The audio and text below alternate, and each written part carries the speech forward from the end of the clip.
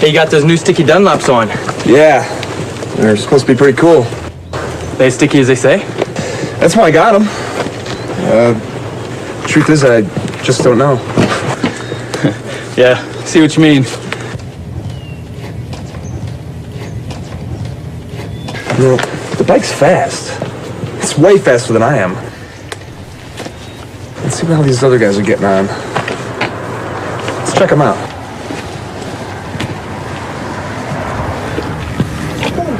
Whoa.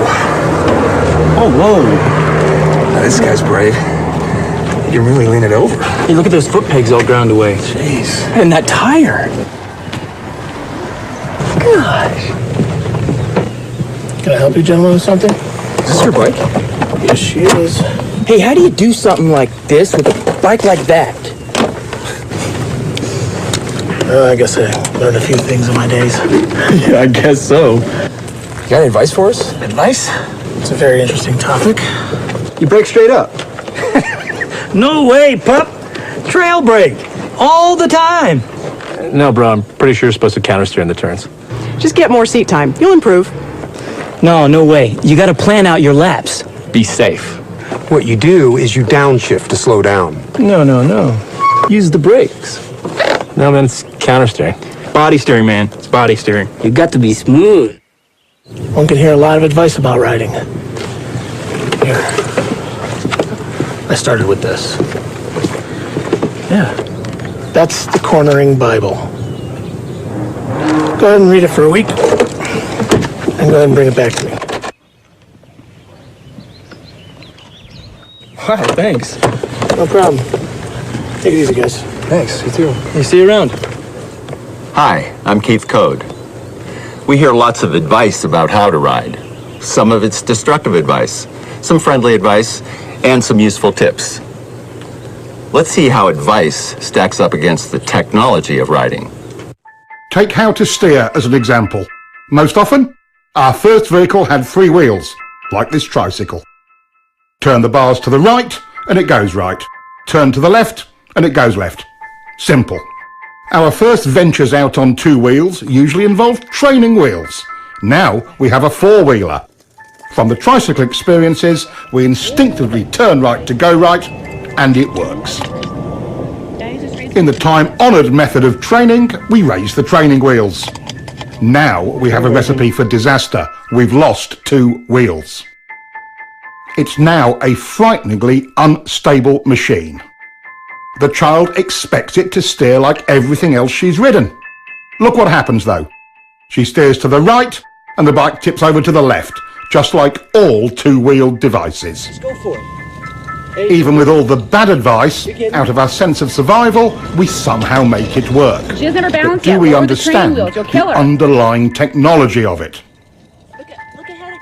All 2-wheel vehicles steer differently to 3- and 4-wheelers. To go right, you apply pressure to the right handlebar. That action initiates the turn. The bike then leans over and the front wheel turns into the turn. It's called counter-steering. That's why training wheels are so confusing at first. It's counter to everything the child has learned. There you go. There you go. Hey, good job. Listen, kid, steering is simple. You just push down the inside peg, pull the bike in with your knee, push the handlebars down, and lean your body in. Oh, really? I didn't know that. It was false and misleading advice like that that led me to invent the no BS or no body steering bike. Let's see if it will help us sort out the facts of steering. I've grafted an extra set of bars on this bike. The whole idea was to take the handlebars out of the equation to discover what so-called body steering really does. The extra throttle on the top bars allows the rider to maintain his speed. Even with massive shifts in body weight without any input through the handlebars, the bike only vaguely changes direction. This would never get you through the corkscrew at Laguna Seca. Foot peg weighting is another myth. Even with his entire body weight on one peg, this bike merely veers off course, and once his course is set, the pressure has even less effect. Good advice doesn't always put the rider in real control and can prevent us from properly being able to do this. A little counter-steering with bar pressure gets the job done and puts the rider in control. Here, we have mounted a simple pointer on the tank to illustrate countersteering. Let's take it for a ride and see what happens.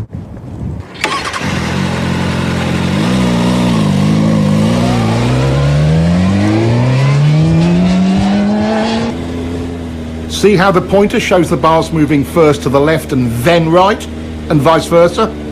This is counter-steering. It's the only way to accurately steer a motorcycle. It really is simple. Just press on the bar and the bike responds instantly. That's all you do, and it works all the time, every time, even with only one finger.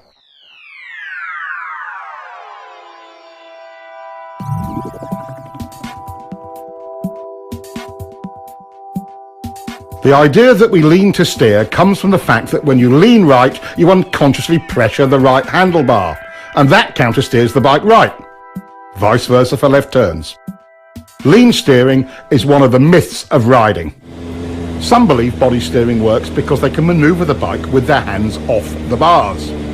When we move our weight around on the bike, it actually creates a counter-steering action. Look at the pointer.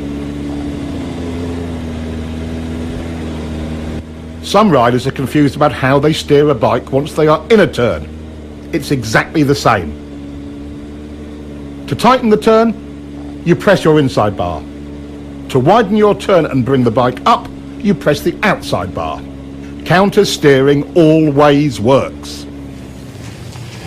Countersteering is a piece of riding tech that will help you to improve your control in virtually every situation. Let's take a look at some other parts of riding. You guys really do have the cutting edge of bike technology, don't you? But look at the size of that rear tire. Look at the size of those brakes. I'll bet you really can haul on them if you need to, huh? And the frame is stiff enough to handle all the braking power and the grip of the tires. So how many ponies does it have? Well over 100. Mine's are on 150. They say it'll do 180. It's impressive. Guess all that cutting edge stuff can make a difference. Thanks, man.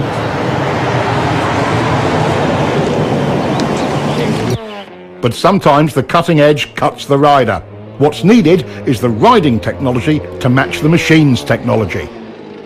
After over a century of development, motorcycles are truly precision cornering machines. But that doesn't eliminate rider error. What stops most riders from being able to use all of that potential?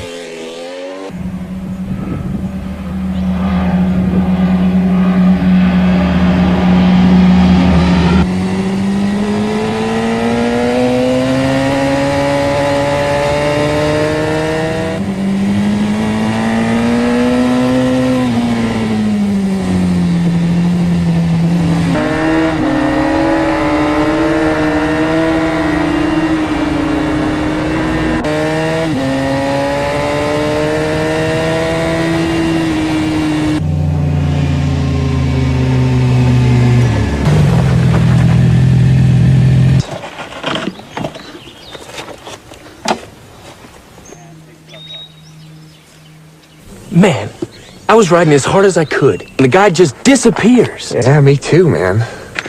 Hey, is there anything in that Twist 2 book he gave us about riding harder?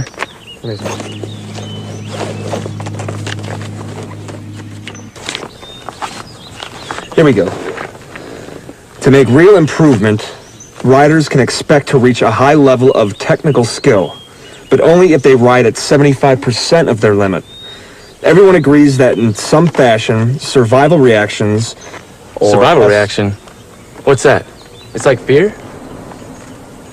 Yeah. Survival reactions, or SRs, are the ever-present barrier to riders reaching their goals. That's right. Every time I try to up the pace, I get myself into all sorts of problems.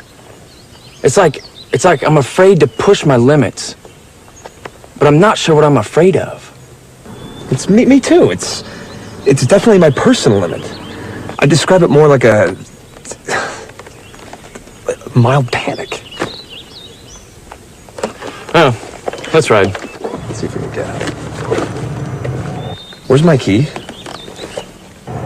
Where's my key? What do you mean? I never took it out. It's not here. Look in the bag.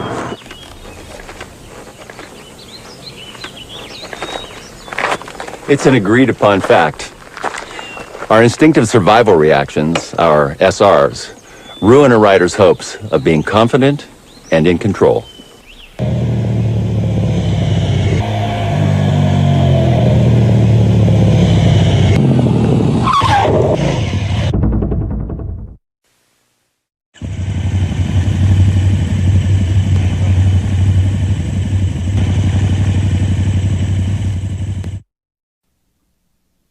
In riding, there are 8 distinct so-called survival reactions, or SRs, and we can see all of them in this one incident.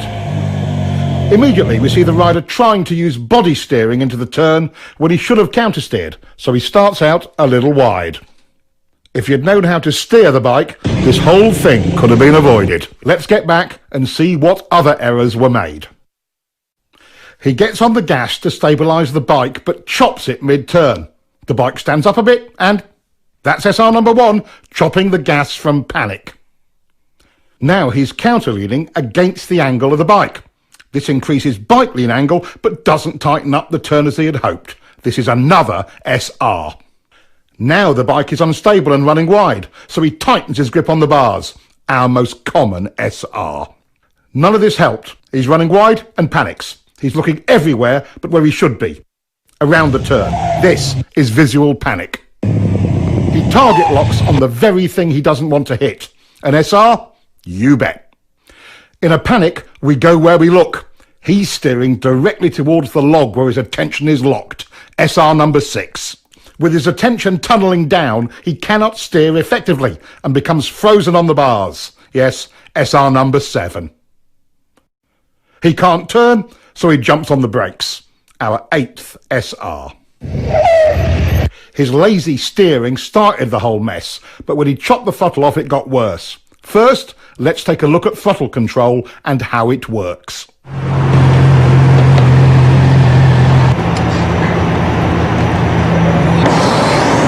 How'd you feel? My bike felt terrible on those turns back there. How was yours? Not too bad, but I didn't have as much grip as I'd like. The roads must have been really slippery. I think I need to play around with the suspension a little bit. You know how to do that? Yeah, but not enough. Hey, are there any suspension settings in that twist of the wrist 2 book that guy gave us? Hold on. It says here that understanding the performance specifications of your bike is one step in reducing throttle control survival reactions that detract from your riding. Sounds about right. What does that mean? Considering that most machines in a static or constant speed situation have roughly 50-50 weight distribution, we can begin to calculate the guidelines for correct throttle control through a turn. The fact the rear contact patch is the larger of the two tells the story. Give me more weight, I can handle it. So, once in the corner, our task is to shift 10 to 20% more load to the rear to give it its fair share of load. This we do with the throttle. Technically speaking, we want a slight 0.1 to 0.2 Gs of acceleration to accomplish that. Simply put, in a straight line, it's the force generated by a smooth 5th gear roll-on in the 4,000 to 6,000 RPM range on pretty much anything over 600cc. That's not much acceleration, but it transfers the weight. Whatever the RPM range, we must maintain the weight transfer by continuing our throttle roll-on. Throttle control rule number 1. Once the throttle is cracked open, it is rolled on evenly, smoothly and continuously throughout the remainder of the turn. This is not just a racing technique. It applies to all corners on all motorcycles.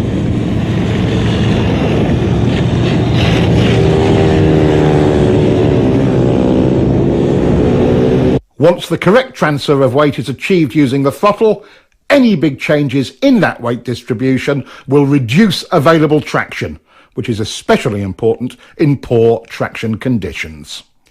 Once the bike is fully leaned over, violating rule number 1 with poor throttle control will underweight or overweight that particular tyre bike combination. Here again, even in poor traction conditions, good throttle control gives maximum stability and grip. Slides aren't the only negative result from rolling the throttle on and off. For track riding and racing, each throttle on off or even just a hesitation will cost you time. At least a tenth of a second, about a bike length, in a slow to medium speed turn.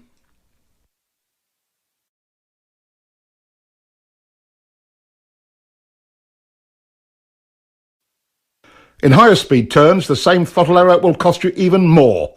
The effects of wind drag are substantial at higher speeds.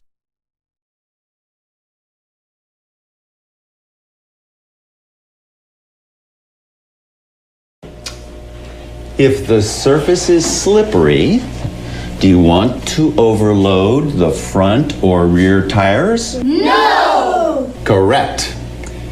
If you're rough or inconsistent with your throttle control, will it reduce traction?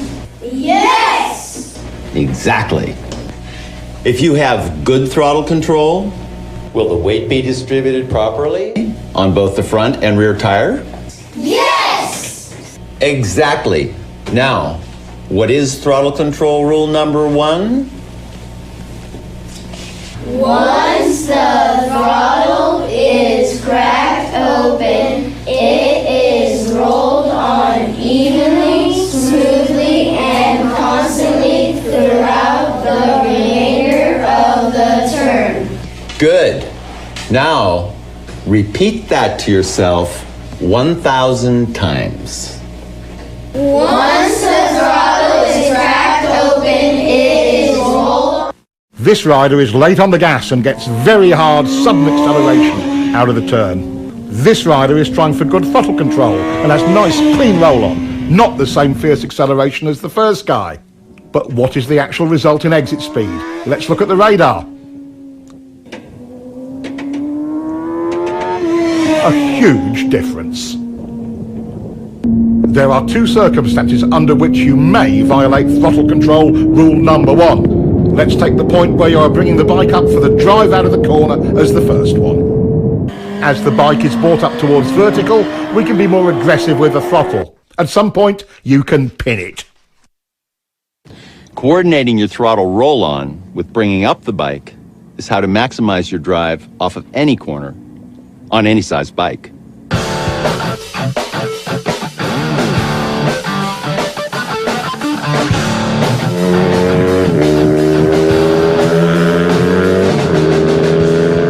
Most riders wait until the bike is nearly upright before they increase the roll-on rate. The skill of it is in accurate timing of the pick-up and roll-on. What difference does it make? Quite a lot. The second exception to throttle control rule number 1 is traction control. Riders can be far more aggressive with mid-corner and exit throttle. Double apex turns are the other exception to the throttle control rule. Since you're actually dealing with 2 turns, it's okay to roll off or stop the roll on between the 2.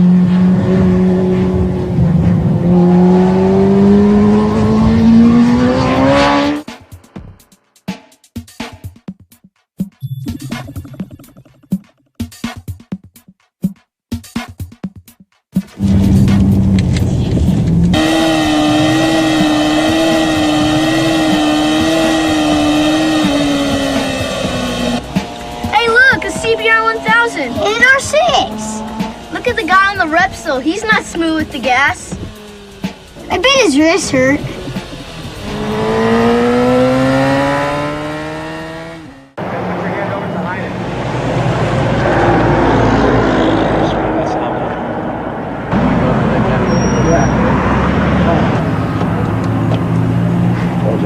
Told ya.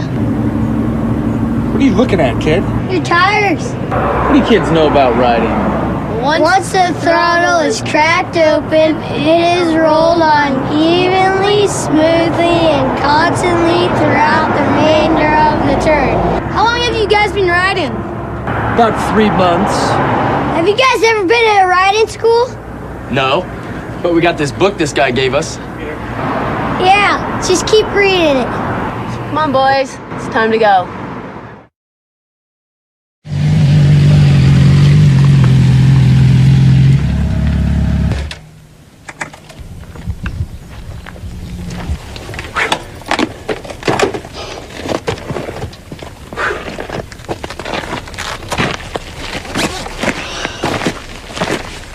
At some of those places, I just couldn't help myself.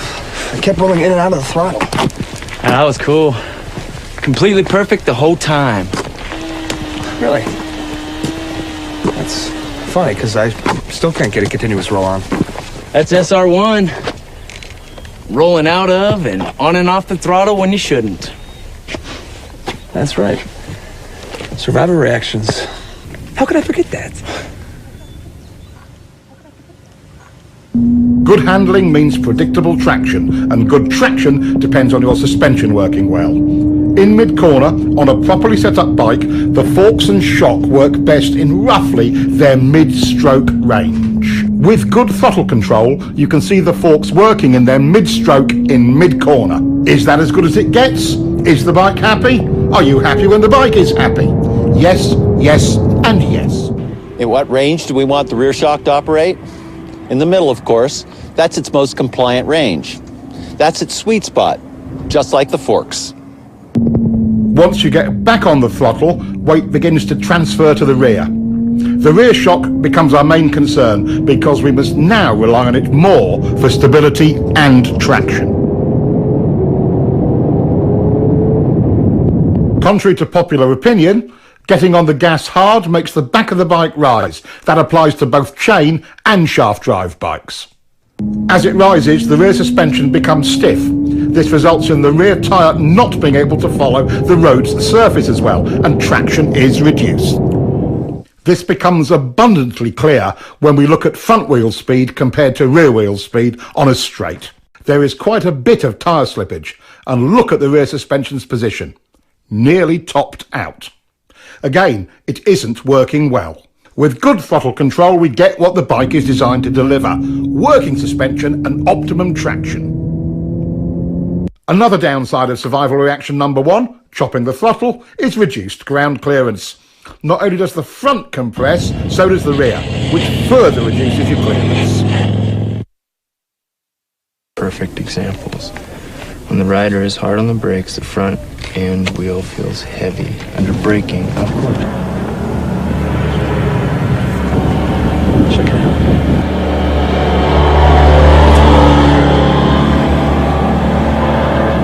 Man, he is smooth. Good throttle control allows the suspension to work properly, and the bike is smooth. Let's see if we can catch him. Our new riders might have grasped the idea of good throttle control, but they certainly haven't mastered it yet.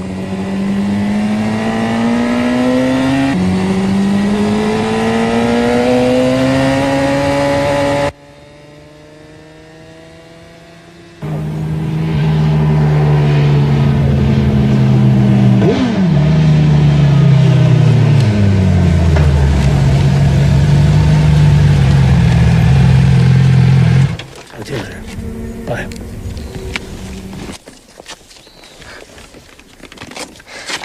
I figured you guys would come this way.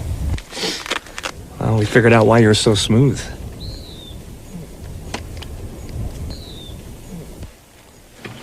They've got it. Your forks, shock, and suspension settings create the potential for good handling. Your throttle control brings that potential into reality. Good throttle control has a major impact on slides. In controlled slides like these, good throttle control maintains stability. In unwanted or unexpected slides, chopping it makes it worse. Watch this. Good throttle control in reverse can save you from the high side. His smooth roll-off works much better. Practice your roll-off as often as your roll-on. When the time comes, it could make all the difference. Without getting into anything really nasty, like oil on the road, what are the usual conditions that activate our off-the-gas SRs? How about some of these? Water and sand are two big concerns for most riders. While you must not be aggressive with the throttle in situations like this, you certainly don't want to chop it either. What is your best bet if it's really slippery? Well, pick it up as best you can. The less lean angle, the better.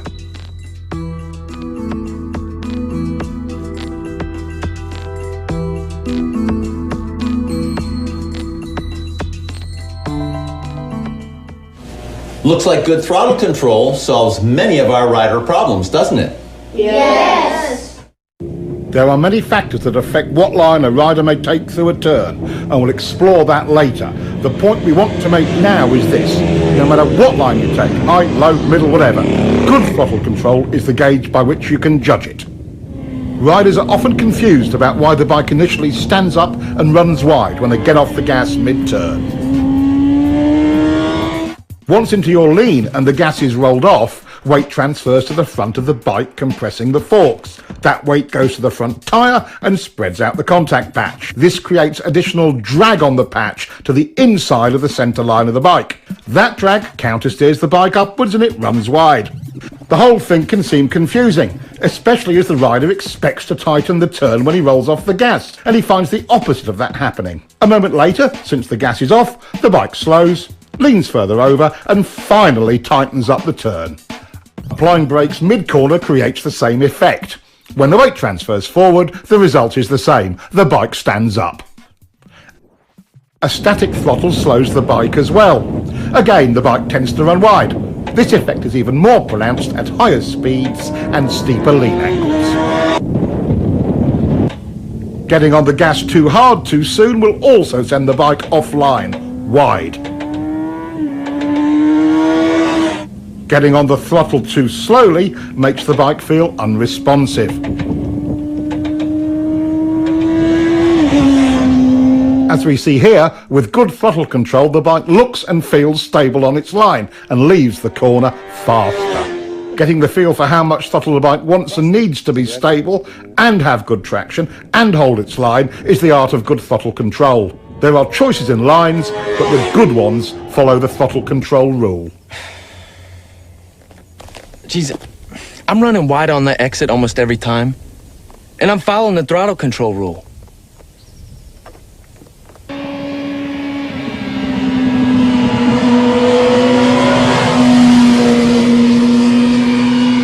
It doesn't make any sense. What's that Twist 2 book say? You get on the gas as soon as possible. Well, I'm definitely doing that. But still, coming out, I can't hold my line. Well, yeah, mine's holding a line. It's just unstable at the beginning. I'm not running wide on the exit, but my bike doesn't feel planted until I get to the apex. I don't know what we're doing wrong. Let me take a look.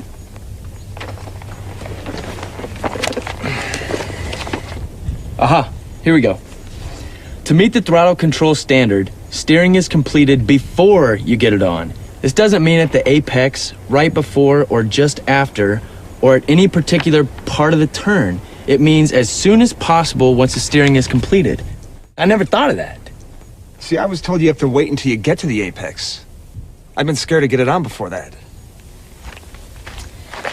Let's look at all 6 of the off-the-gas results and see why it's so important to follow the throttle control rule and get back to the gas as soon as possible once the bike is turned. Weight transfers forward, changing our available traction. We've lost our suspension's mid-stroke sweet spot. The bike will tend to overreact to rough pavement and can become a bit twitchy. By creating some instability, the bike initially tends to run wide.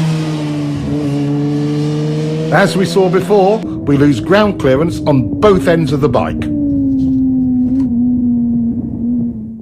And lastly, the bike slows down.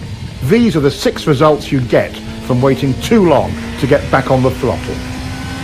Getting back on the gas as early as possible solves all of these. The bike becomes planted and predictable, but can you get on the gas too early? This rider got greedy with the throttle way too early, but the solution was correct. Roll off, reduce speed, repoint the bike, and then roll back on. To add lean and throttle at this point of the turn is a common cause of crashes. But this is the way it really should be done.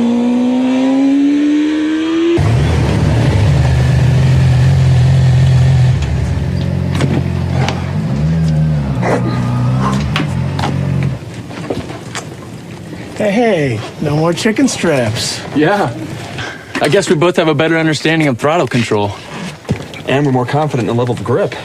Right, throttle control is a secret to getting the most out of your bike. But there's one place you really need to go to see if you have it nailed. The track. I'll see you guys at the track.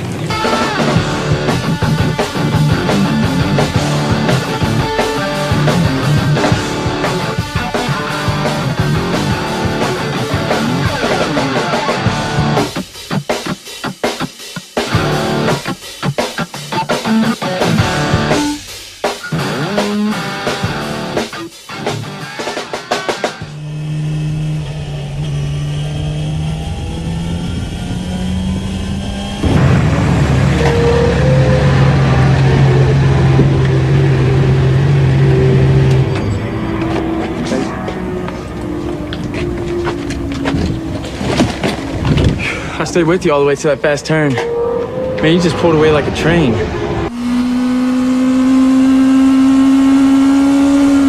That's because you were charging the turn. Charging turns is a common rider error.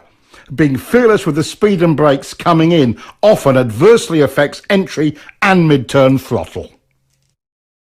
That was a mistake.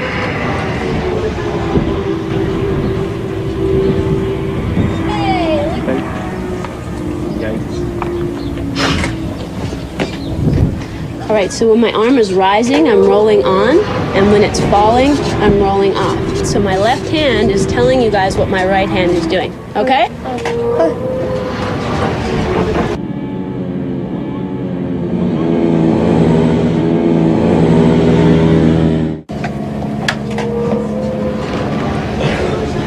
I got it on that first turn.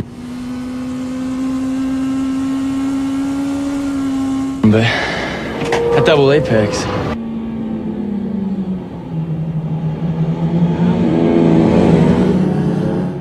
Well, man, you're still charging the turns. Yeah, you're right. That's SR number one in another form. I'm greedy with the gas going in there, then coasting and losing too much speed. Charging your turns just masks your sense of speed. Let's take a look.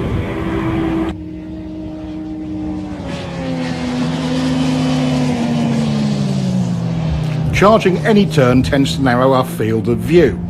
When we lose our reference points, it affects our sense of speed. This is one of our SRs.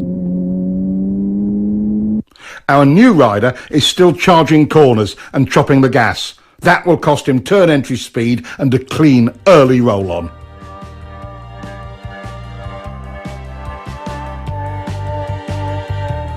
This looks pretty rough. Even in slow speed situations, the throttle is our friend.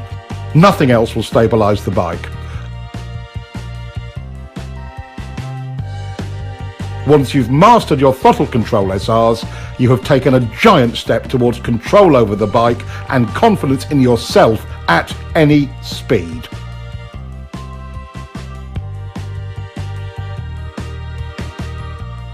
Understanding your bike's needs and wants is important. You don't have to be world champion to see throttle control optimizes your bike's suspension, smooths out rough surfaces, helps you hold your line, and optimizes traction in practically every situation.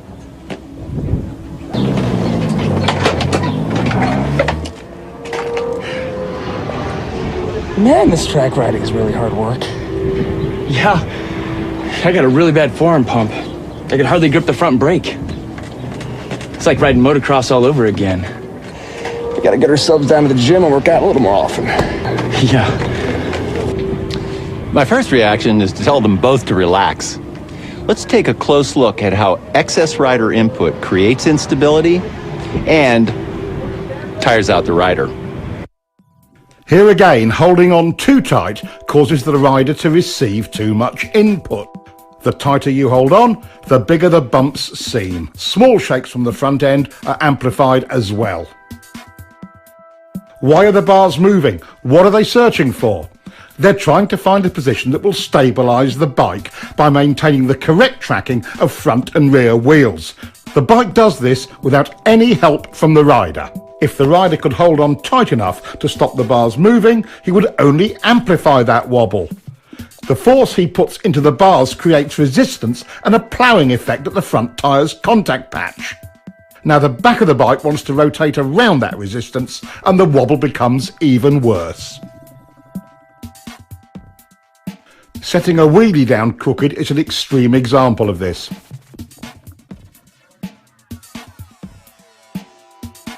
Let's look again. When the front wheel is not in alignment with the bike's direction of travel, there is a huge resistance created at the front contact patch. The wheel immediately tries to realign itself with the bike's direction of travel. Take a look at the massive deformation in the front tyre as it sets down. When the rubber springs back into alignment, the front end shakes. Look at the difference in front end shake the rider is creating when he is too tight on the bars. Being stable on the bike but loose on the bars reduces bike twitch.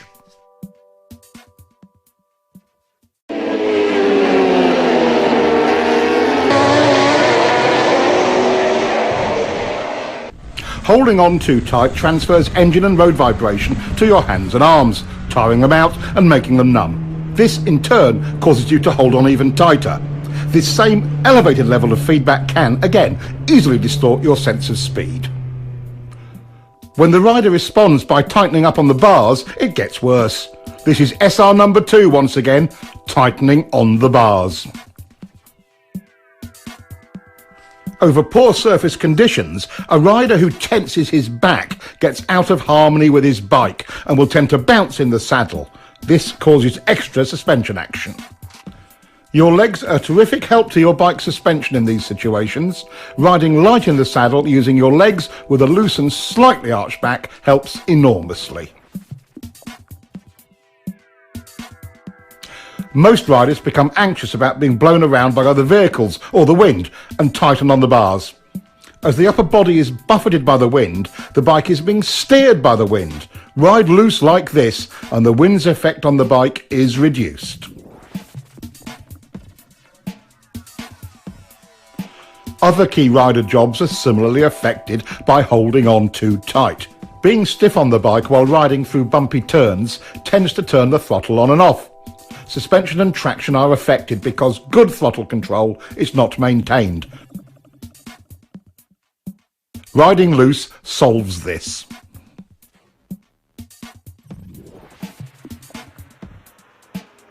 Riding rigidly can shake your helmet and blur your vision. The more you try to brace yourself and hold your head still, the more it shakes. This can even make your neck sore. Limber and loose is smooth. Do you ever find yourself making steering corrections while in the corner? This is another part of survival reaction number 2, gripping the bars too tightly. As the bike runs wide, or feels like it's running wide, survival reaction number 2 kicks in and steering corrections occur.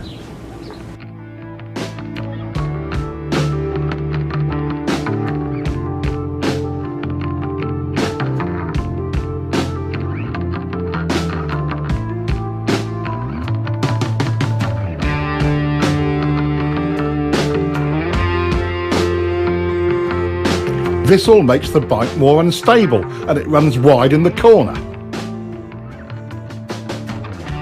How much actual bar pressure is needed to hold your line? As you can see, with good throttle control, none. Check this out. I'm not helping the bike at all by holding on. The tighter I get on the bars, the worse it gets. I don't need to go to the gym to hold on tighter. I need to lighten my grip on the bars. I had it all backwards. Like most avid cornering enthusiasts, you've tried to hang off. There are several key elements we'll cover on this. First, when do you hang off? One of the more common beginner errors is moving over into a hang-off position right at the turning point. Notice the bike wiggling? The rule of thumb is to pre-position your hips just before you roll off the gas. This method will reduce problems from unwanted handlebar and body inputs. The second novice knee jogger error is hanging off too far. Enough is helpful, too much is awkward and does more harm than good. Notice how stiff the rider is when off too far. One cheek off the seat is enough. These two simple rules will get you started. Hang off early and not too far. The opposite of hanging off is crossed up. This reduces control, exaggerates lean angle and makes the rider twisted and tight on the bike. With a hung-off body position, control improves. Lean angle is decreased and the rider is in alignment with his bike and relaxed. Compare the two. With the speed and line almost identical, look at the difference in exit lean angle.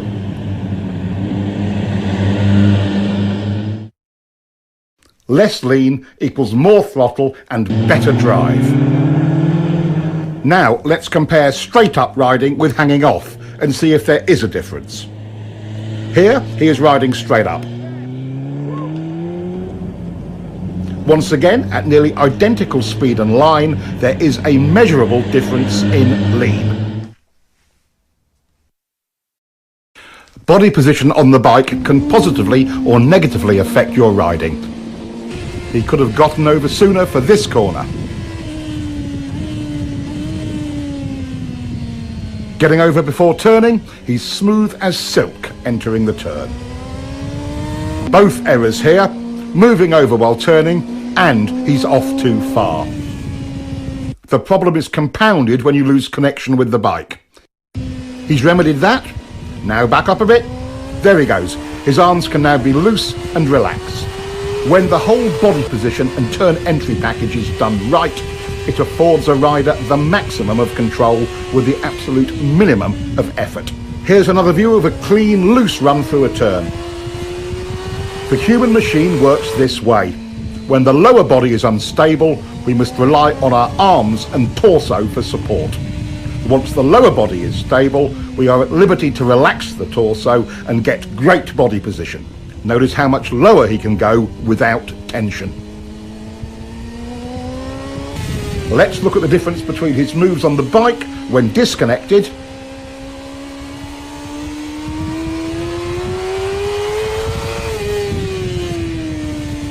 and compare that to locked onto the bike firmly.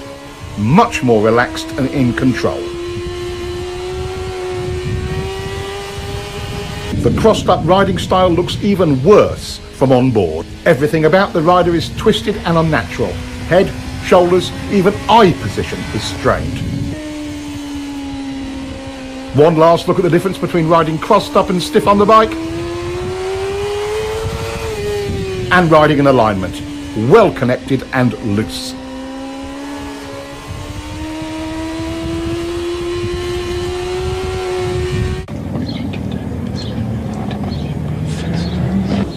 It's easy to see how we can create instability with the bike. What design features do sport and sport touring bikes have to help prevent that? Why do sport bikes even look the way they do? High-backed seats anchor the rider more firmly, reducing the need to hang on by grabbing the bars too tightly. Large tanks help provide a better perch on the bike. Some riders use it for elbow or forearm rest during cornering. They can also provide a resting place for the upper torso. Knee cutouts on the tank's side provide a more stable way to hold on, allowing the rider to use the bars less. Rear set foot pegs are really important. They give the rider a more stable perch for moving around on and steering the bike. If this bike had cruiser pegs like this, it would be unrideable. In fast turns, trying to anchor yourself firmly on the bike requires something to hold on to. Unfortunately, the inside bar is the handiest thing, resulting in the rider pulling on it. This makes the bike go to the outside of the turn because you are counter steering. Gripping the bike with one or both legs eliminates this problem. Resting an elbow on the tank can help. The hanging off style can have another unfavourable side effect. By pulling yourself from one side of the bike to the other using the bars, you will make the bike wiggle. Anchoring yourself firmly on the bike and using your legs to move reduces unwanted handlebar input and avoids the problem. Is a motorcycle truly out of control when it's sliding? How do you save it when the front or rear tyre gives up traction? Why don't the fast guys always crash when their bikes slide? While wiggles and shakes are distracting, there is a far more dramatic and deadly result from survival reaction number 2. That's being too tight on the bike. This is the stable position for a front wheel during a slide. What would happen if the rider resisted this movement? When you counter the front end's natural attempt to stabilise the bike, you create resistance at the front contact patch, making the slide worse, and turning into high sides like this.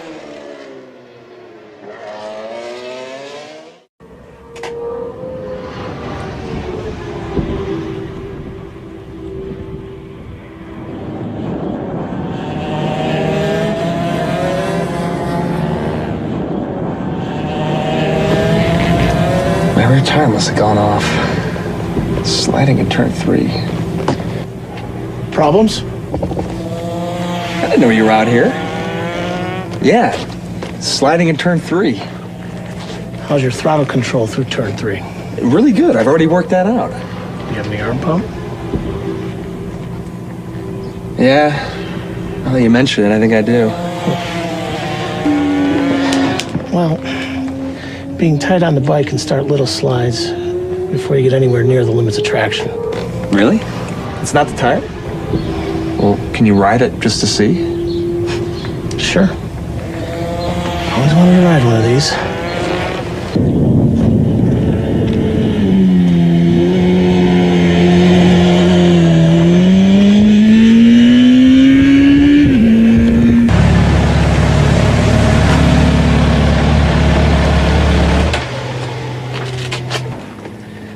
So how was it?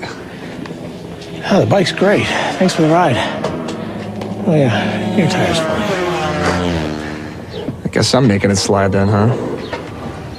SR number 2 strikes again. I'm just too tight on the bars. Try it again. I'll follow you. Really? Thanks.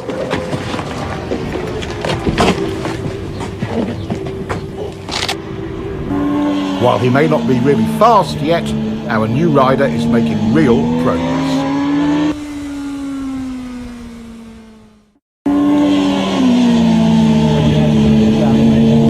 The 3 most common reasons for front end slides are 1, over-braking going into turns. 2, from overloading the front tire. This is called pushing the front end. The standard solution to a pushing front end is getting back on the gas. And 3, from slippery surfaces. Fighting the front will make you crash. Letting the bike do its own thing, relaxed on the bars, is the right choice. You are dangerous to yourself to the degree you let this survival reaction number 2 grip you in its claws. Take control by doing nothing. Let the bike stabilize itself. I'm getting a lot of head shake over turn 6. I think it's my shock or forks. Guess it could be a bad tire. Does it happen every lap? Yeah. No. Maybe once every 2 or 3 laps at first. Then it did it every lap. I had to pull in. See, here it says bikes don't do anything every few laps. Only riders do. So I bet if you loosen up on the bars, it'll stop. Yeah, I think you're right. You know?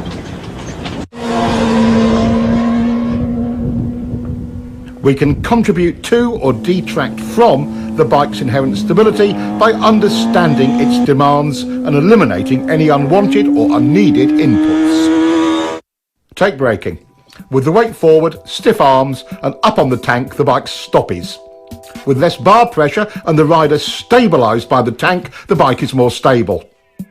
Back in the seat with loose arms gives controlled braking.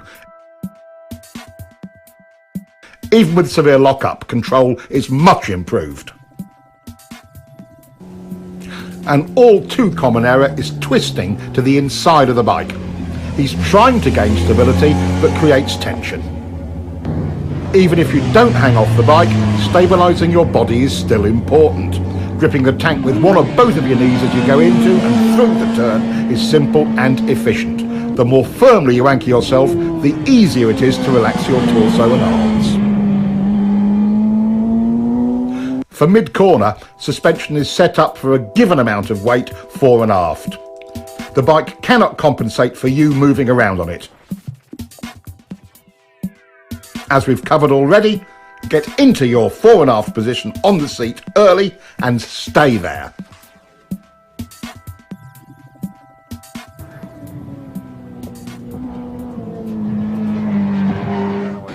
Just to recap, your bike's suspension can be adjusted for a variety of road and track conditions, but you cannot adjust it for excess rider input. By being loose, the rider allows the bike's suspension to perform at its best. The main points of rider input are: hanging off too late creates instability. Get over early. Hanging off too far creates instability as well. Being disconnected on the bike looks like this. Locked on is better. Twisted on the bike. Going with the bike. The seat provides stability, and so does the tank.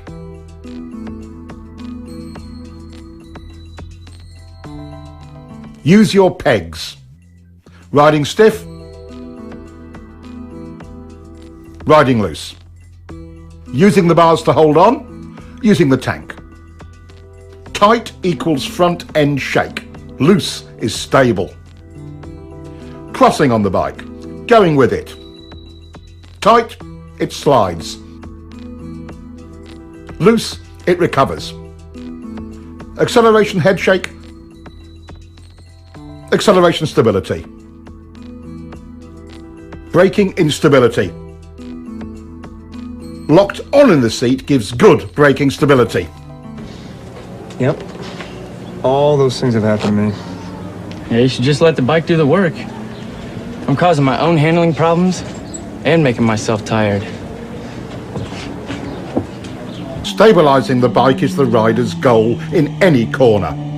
Throttle error or entering a corner too fast are two of our known enemies in getting that result. But perhaps the most important of all is your line through the turn. Having a poor line through any corner makes the rider's job of stabilising the bike with good throttle control all but impossible. We've already explored counter-steering and know it gives us effective and precise control of the bike's direction. But there are three underlying principles to steering that you must understand. There are three tools we use for executing our line. One, where you begin the turn.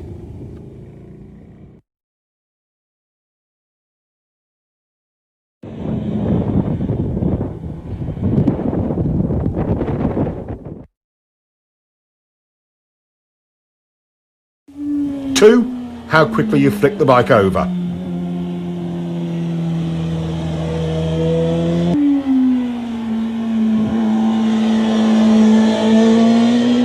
Three, how far you lean it. Let's investigate the first one, where you start the turn, and see how it can affect your cornering.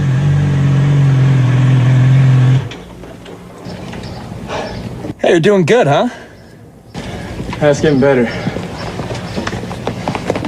Looks like it. I'm getting a feel for throttle control, but it's inconsistent. One lap I'm good, the next I'm stalled on the gas in the same turn. I know what you mean. My line changes from lap to lap, so I don't always have the confidence to keep rolling it on.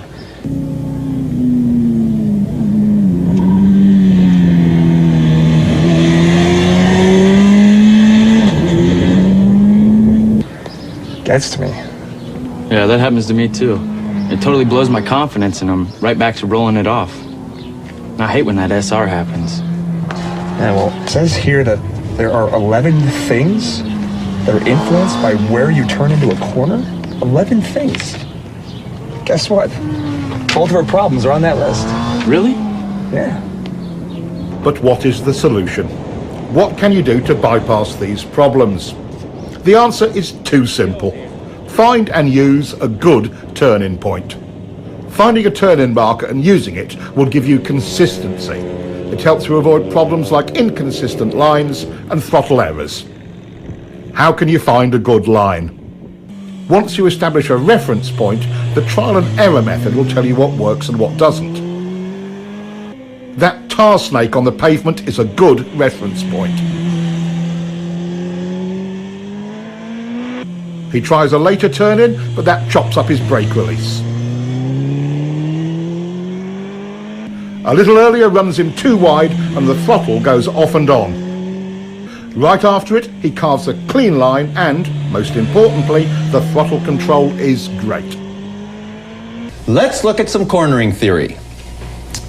What kind of line would allow you to get back on the gas most easily for good throttle control throughout the corner? One that starts here? No. Good. One that starts here? No. All right. How about this one? Starts here? Yes. Good. There are actually 11 ways your turn entry position or your turn-in point affects how you corner. First, let's look at your overall corner speed. He's taking an early turn-in, resulting in an inside line. It's plenty fast coming in, but slower mid-turn and exit. Turning in later, trying to straighten out the turn, allowed him to get back on the gas earlier. Your entry point has a huge effect on overall corner speed. While the low inside entry had a high approach speed, it was slower mid-corner and exit.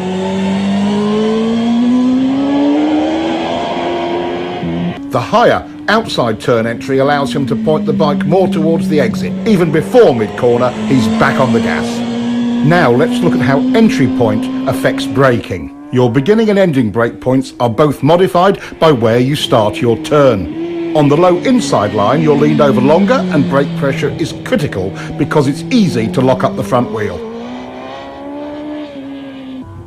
On the later turn entry, it's easier and safer because more braking is done with less lean angle, and it most often is completed earlier, allowing the rider to get back on the gas. This is a huge difference. If the pavement was slippery, which line would you choose? Finishing the braking earlier or later? Your turn-in point determines that. Let's follow him in on the high line. He ends his braking just as he's flicking it in, and he gets a better drive. By the way, even though it's usually a minor point, downshifting is another thing that is affected by where you turn in.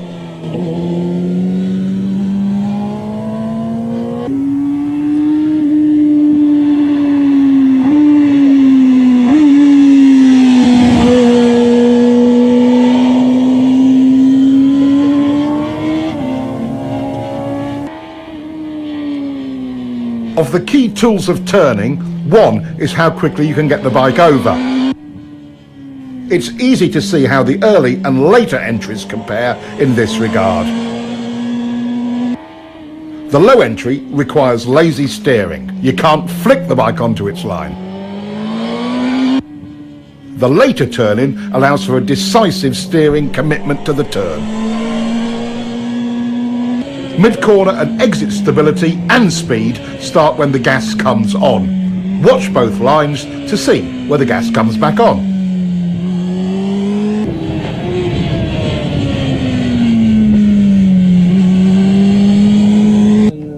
Our later entry rider was able to get back on the gas 37 feet earlier. That's 5 bike lengths. Earlier on the gas means stability through more of the corner.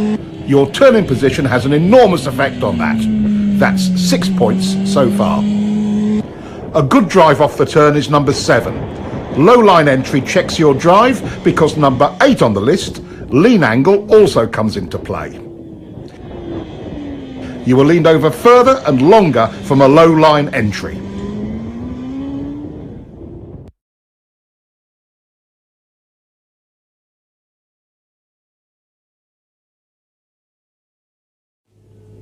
Seeing a line that is taking you too wide does not inspire confidence.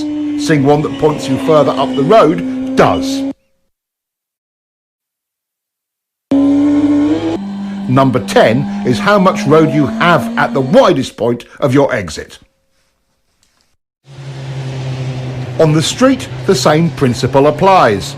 Staying in your lane through the middle and exit of the turn is all easier with a later entry point.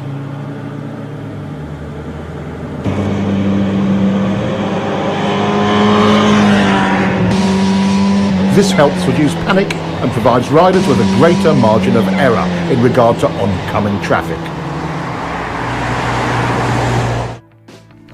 The 11th and final aspect that is affected by our turn point is mid-corner lean angle correction. While they may seem like a fact of life, they're a common rider error that results from this same tech point: early turn entry.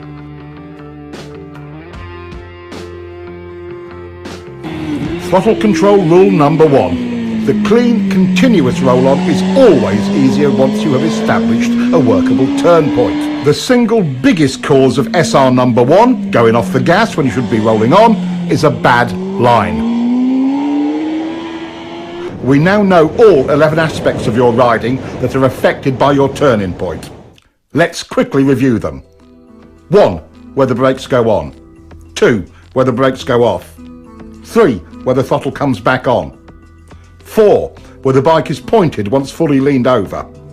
5. Where will you finish the turn? How wide will you run at the exit? 6. Where will you downshift? 7.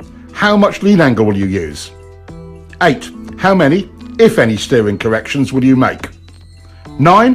How quickly or slowly will you have to steer the bike? 10. How much speed you can approach the turn with. 11. How quickly or slowly the throttle may be applied. Good.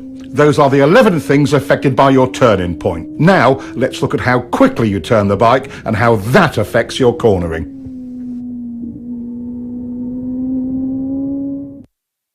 How quickly do you need to turn? Not very quick in this situation.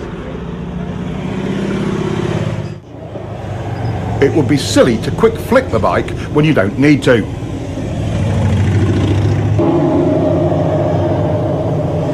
Here's the perfect flick rate. Being able to get a quick, clean flick has many advantages.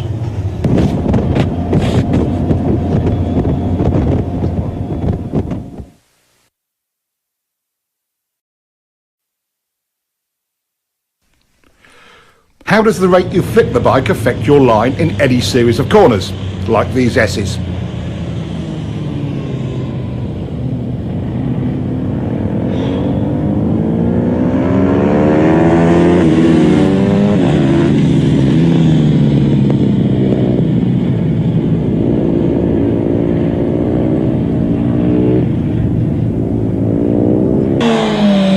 This rider's turn rate was too slow to get him on line to set up for the next corner.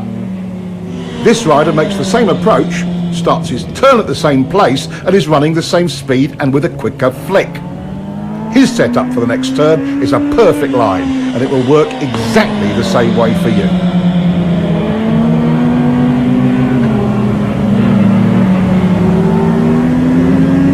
Once you begin your turn, where do the cornering forces start to push you? Outside or wide in the turn. Exactly. If this is your intended line, and you're lazy bringing the bike over, where will you go? Outside or wide in the turn. So, if you flick the bike a little quicker, would it get on that line? Yes! Class, you are brilliant today. Since we don't like to run wide in turns, and for a very good reason in situations like this one, we must continue to lean the bike further and further to make the corner. Lazy steering forces you to lean the bike more than is necessary, and you'll be leaned over longer. Let's compare.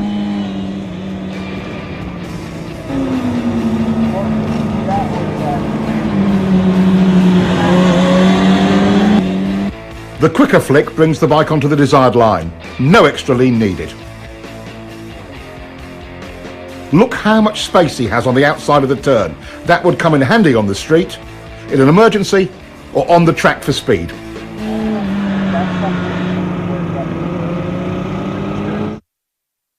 And look at the difference in acceleration.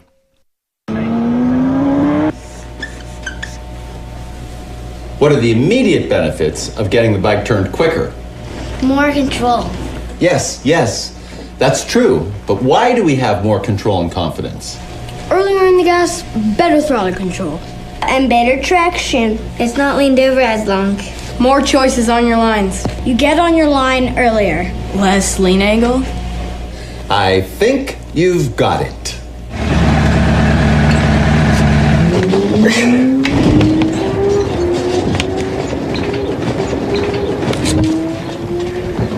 Are they even in school?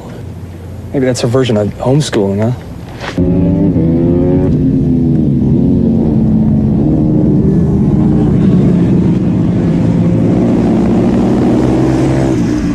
I wish my mom had taken me to the track when I was 10.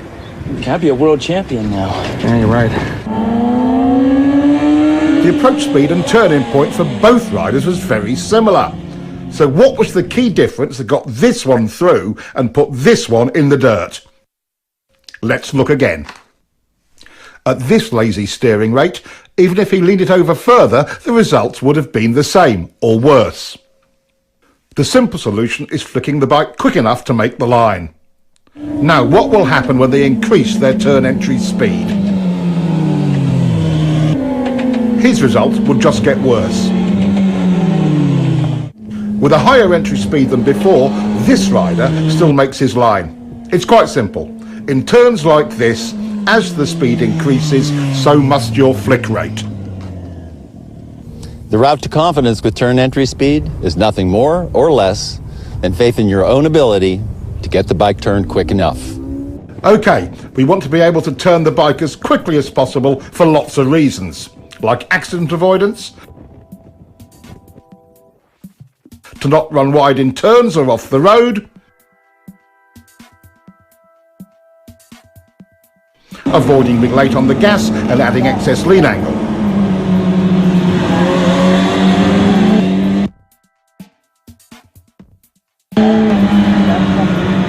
Not to mention, you'll get a better drive. How do we make this possible? How do you become efficient with your steering? What works and what doesn't work? The plane of rotation of the bars looks like this. At a steep angle like this, half your input into the bars goes straight down and is a total waste of energy. At this angle, you're still only 75% efficient.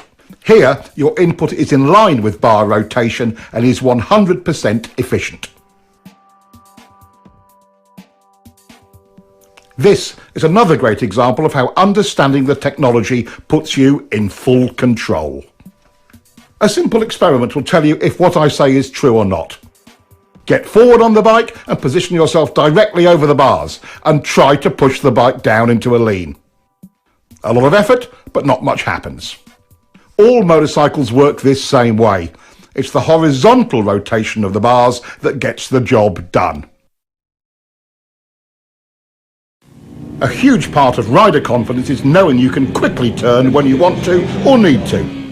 It's not about the kind of bike you ride, it's all about control. Some say flicking the bike too quickly is dangerous or makes the bike unstable, but done correctly, it is clean, smooth and efficient. Any questions about flicking your bike? When can't you lean the bike over quickly? Okay, let's figure it out. Could you quick flick your bike if the pavement were wet or slippery? No! Could you quick flick on a cold tire or cold pavement? No! Could you quick flick with a handful of front brake? No! Could you quick flick with a tire that was brand new or not scrubbed in? No! You, could you quick flick with totally worn out tires? No!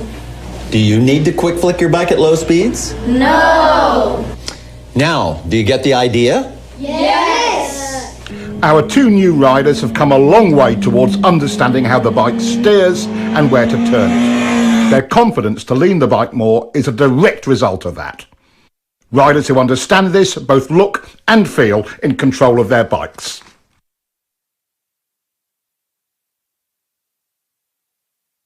It's amazing. Once you understand the actual technology steering the bike, it totally changes your riding. Yeah, completely changed. I feel in control of steering the bike now. I know how quick to turn it. I know when and where I need to lean it. It's like I'm seeing the turns completely different now. My SRs are way quieter. It's so simple. Yeah, once you understand it. In double apex turns like this one, things can sometimes feel a little busy. Trying to maintain a continuous throttle roll-on only runs you wide, because it's really 2 turns. But the rider has more choices. Just roll the gas on a little bit and hold it there. Not horrible, but not really stable either. Get on the gas, and then off to turn it for the second part of the turn, then back to the gas. But that only chops it up, doesn't it? He could go in hard and brake a bit, then on the gas again. That could work, but you'd better be super smooth. Okay, how do we do it? Timing is critical. Getting back into the throttle early stabilises the bike. Then, mid-corner, instead of rolling it off, he just stops rolling on. Here is where your body position comes into play in a big way. When you stop your roll-on, some weight transfers forward. If you are low and to the inside of the bike, it hooks around, tightening the bike's turning radius. That helps to get it pointed toward the exit without upsetting the bike. Look at how much earlier this rider is getting into his down and to the inside body position.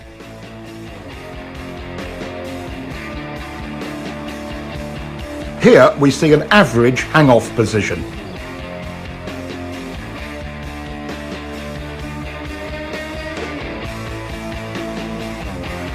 Here's a more aggressive body position. Notice he's able to hold a tighter line.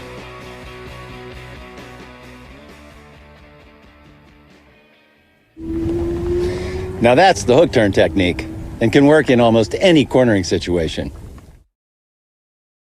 On the road, this technique can be used quite effectively if you find yourself running wide in a turn.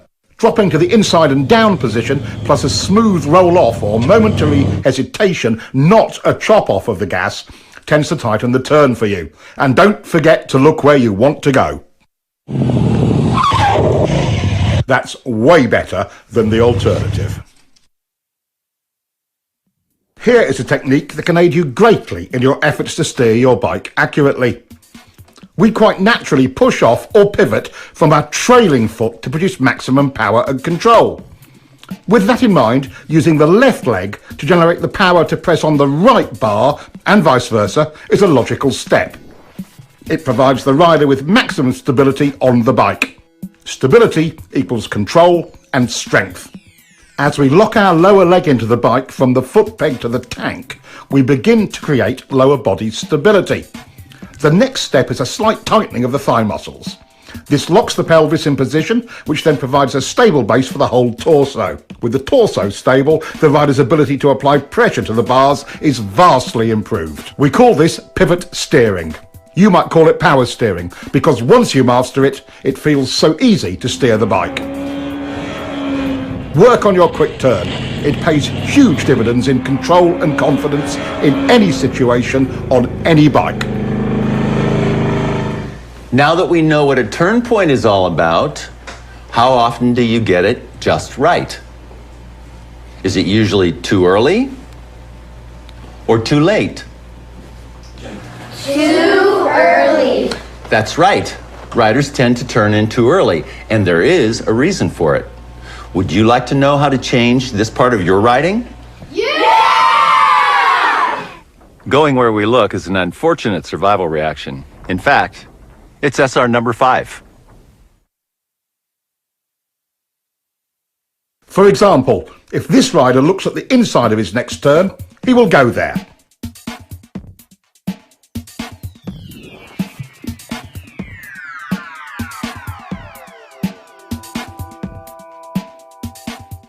Once our attention becomes fixed on something, we steer towards it. In common parlance, it's called target fixation. And that's what causes riders to take too early an entry into corners, or run wide, like this. We already know what the results of turning in too early are. Training yourself to look in without turning in is how we overcome this SR. We call it the two-step technique.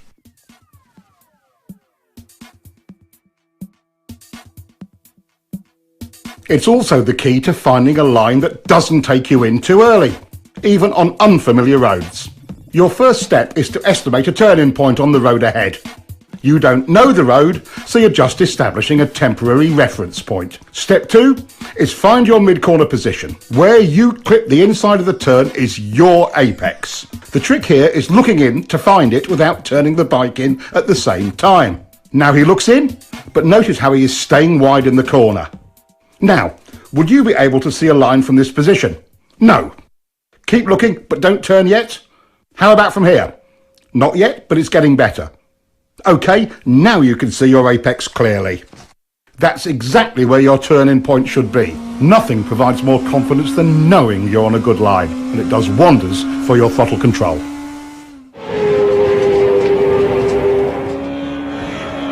Hey, you're really starting to get that bike turned. Yeah, I just wish I was more consistent with my lines. Feeling kind of lost. Well, you know there's 4 chapters in here about vision. There's a technique in one of them. It's called the two-step that's supposed to help. Two-step. Let's take a look and see if we can sort out his inconsistent lines. He ran pretty wide on that pass. Let's see how he is timing his look in and turn in. Big mistake. He's looking and turning. Now he's not running as wide, but it's another different line. The two-step visual technique solves more than just where to turn into a corner. It can also help with your consistency. In the end, your lines will only be as accurate and consistent as your visual skills. Knowing exactly where you want the bike to go before entering, using the two-step technique handles that.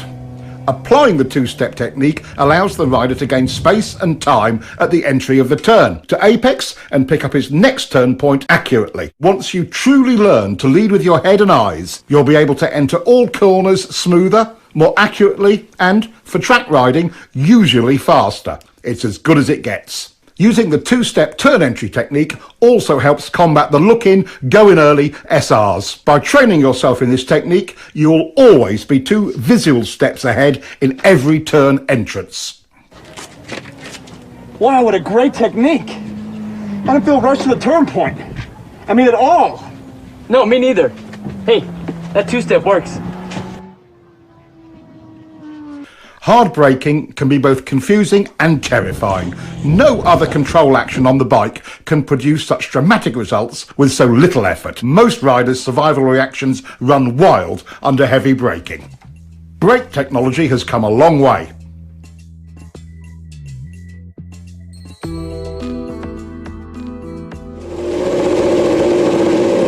These improvements give riders far more choices on how to brake. But the laws of physics still govern how hard we can use them. Brakes, just like the throttle, are lean angle sensitive. The more lean angle you use, the less you can use either of them. This brings up all kinds of questions about technique. Should I do all my braking straight up? Or should I trail the brakes into the turn?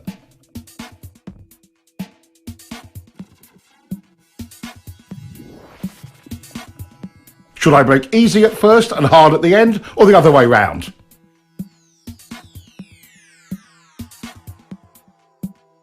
How about easy, then hard, and then easy again?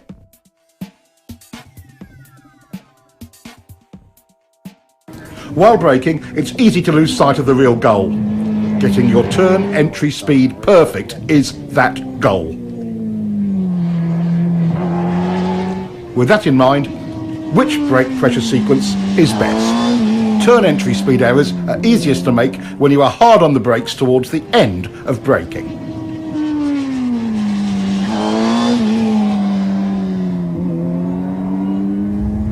In the fine art of braking, gradually trailing the brake off is the way to accurately find your entry speed.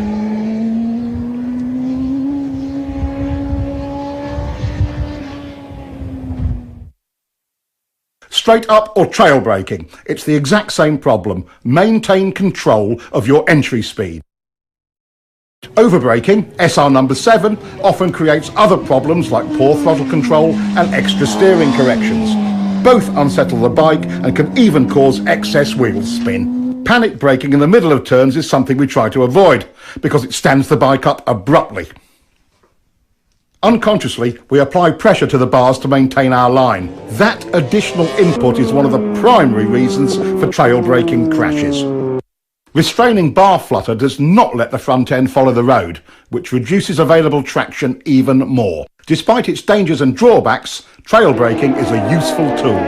Just imagine yourself leaning into a turn at 200 miles an hour with the brakes on like this. If you have to brake in a turn because of an emergency, like debris or a surprise decreasing radius, bringing the bike up as you do it is your best hope for not washing out the front end. Simultaneous braking and downshifting smooths things out and reduces distractions.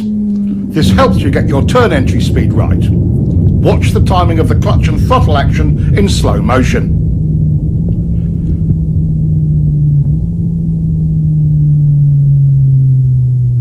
Slipper clutches seem to make this unnecessary, and modern electronics will probably make it an obsolete technique someday. Too bad. It's quite fun when you get it right the old-fashioned way. Riders come up with all sorts of strange variations to solve braking and downshifting. He's downshifting first and braking later. That's unnecessary engine abuse. Use the brake first. Pads are cheap, engines are expensive. Some just downshift and don't bother to use the brakes at all. In some situations, when brakes aren't needed, that's okay. But again, pads are cheap. Letting the clutch out slowly seems to solve it for some riders, but that's just extra wear and tear on the clutch and drivetrain. Here, he's revving the motor, but the clutch release is so slow he loses all the revs from his throttle blip. Many riders use this sloppy method of downshifting. No revs at all and a slow release of the clutch.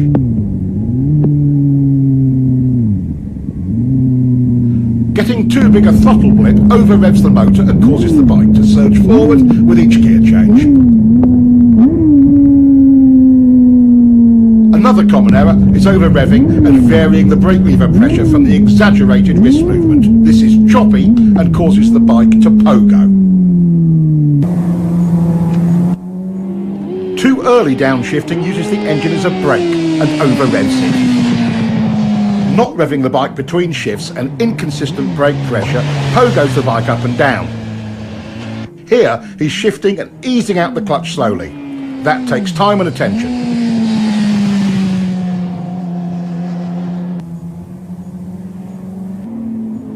He's revving it, but too high and still on and off the brake lever, pogoing the bike. Making clean downshifts and maintaining control of the brake lever throughout will help. Letting your fingers slide over the brake lever while you control the pressure works really well. Downshifting without the clutch is another way of handling it. Careful timing of the throttle blip and the gear lever makes it surprisingly easy and smooth, with or without a slipper clutch. It may take some practice to make them perfectly smooth.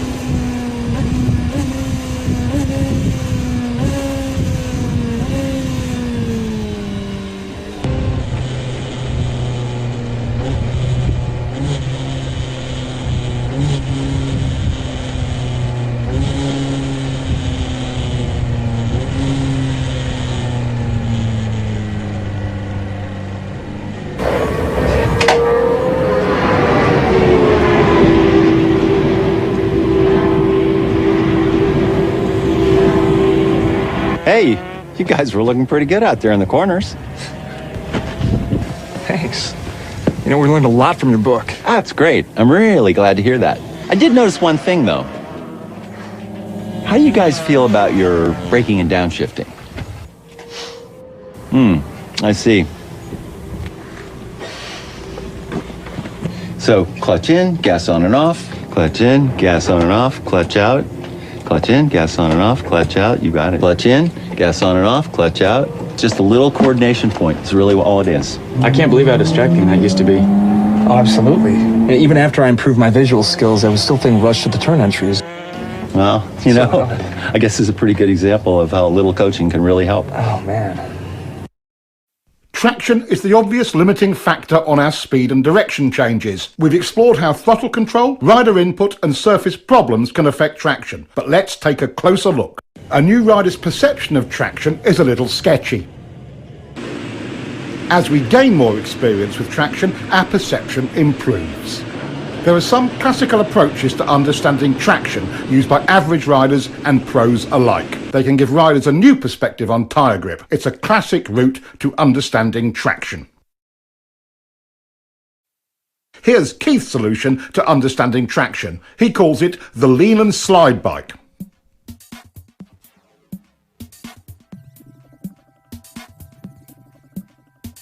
About this time, most riders would chop the gas in panic. It takes a lot more to lose traction than most riders think, but there are situations you should be aware of. Of course, if the tire was new and not yet scrubbed in, or too old, too cold, tire pressure was wrong, over or under inflated, if you were riding on a slippery surface or a polished surface, leaning the bike over too far, other mechanical problems, it would slide. The slide bike helps train riders to avoid slide errors. Watch what happens when he chops the gas.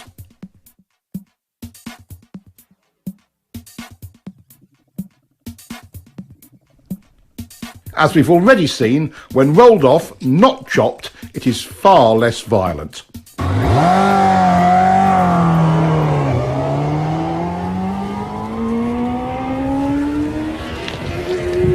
Overriding the grip of new or cold tires is a classic novice riding error. Even at relatively modest lean angles and speed, a cool tire on a cool day can surprise you when you first go out. It doesn't take much to slide. Tire grip and temperature are proportional. A cold tire feels like it has maybe 25% its normal grip. A warm tire on a warm day feels more like 75% or more right away. Don't be a fool. Gradually bring the speed and the temperature up. Never trust the tires. Trust yourself. Learn to bring them up to temperature according to conditions. In generally good conditions, as we have here, modern tyres deliver excellent traction. Good throttle control is the foundation that allows a rider to explore the limits of traction. Even with good throttle control, a small slide can start or get out of hand when the rider is tense. The rider's ability to be comfortable with traction limits depends upon having the key elements of throttle control, rider input and visual skill.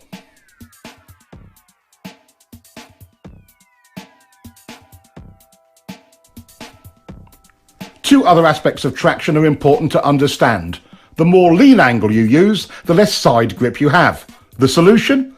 Even when the rear tyre is totally lit up, bringing the bike up into the slide helps the rider maintain control. The lean and slide bike is one of the training methods used at Keith's school to help riders gain that confidence and experience with traction.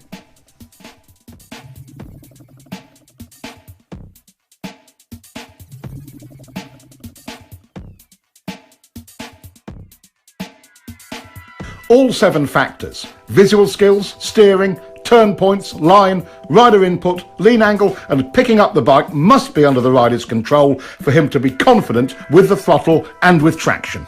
New technology is great, but even with traction control and modern electronics, the rider has to work his way up to using it. Being in control of these 7 factors is the quickest and easiest route to confidence. I'm so stoked. This twist tube book really helped my riding out. Totally. Feels like I'm making improvements every ride I take. It's as if there's no limits. You know, I see more ways to apply this information every time I read this. Look how good we could actually get. Oh, hey, Will. How you doing? Hey. You both look pretty good out there. Thanks. Yeah, but after watching you ride, you know, it just makes us want to kick it up a notch. So how'd you do it? I went to school. School? Let me ask you something. What do you do for a living? Well, I'm a doctor. I'm a software engineer. Why? Well, did you wake up one day just knowing how to do your trade? Or did you learn it by going to school? Okay, point taken. So, how do I find a school?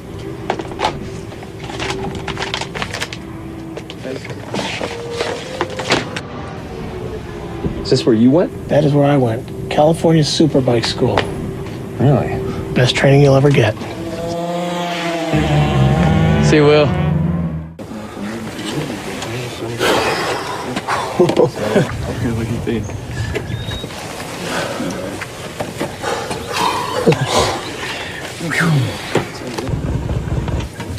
You guys must really push it hard. How do you ride that thing to the edge? I've learned a few things over the years. You got any advice for us? Advice? There's a lot of advice out there, guys. Why don't you get the real tech on riding? We'll lend you this copy of the Cornering Bible. We'll be here next weekend. You can give it to us then. Twist the wrist, too. Wow, thanks a lot, guys. No problem. Looks like I have to get myself another copy.